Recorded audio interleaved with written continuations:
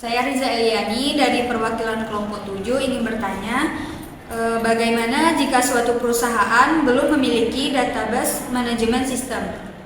Baik, langsung saja saya akan menjawab pertanyaan dari Riza Eliani dari kelompok 7. Di mana pertanyaan tersebut, bagaimana jika suatu perusahaan belum memiliki database manajemen sistem? Di sini, apabila suatu perusahaan belum memiliki database manajemen sistem, maka semua data yang terdapat pada perusahaan tersebut akan disimpan secara manual.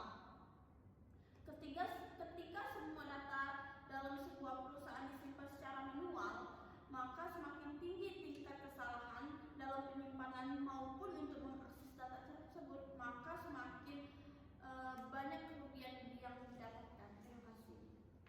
Saya Siti Horila, perwakilan dari kelompok 6, ingin bertanya dengan kelompok 9.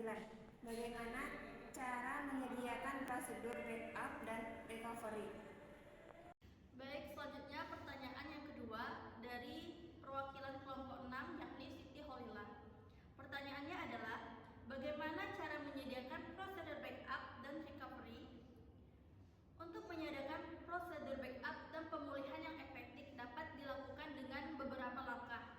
Yang pertama, identifikasi kebutuhan backup. Yang kedua, menentukan jenis data dan sistem yang perlu dipulihkan. Yang ketiga, pilih metode backup yang sesuai dengan kebutuhan Anda. Yang keempat, jadwal backup rutin dengan dibuat berdasarkan kebutuhan bisnis. Yang kelima, gunakan teknologi backup yang aman. Dan yang keenam, melakukan pengujian dan verifikasi backup.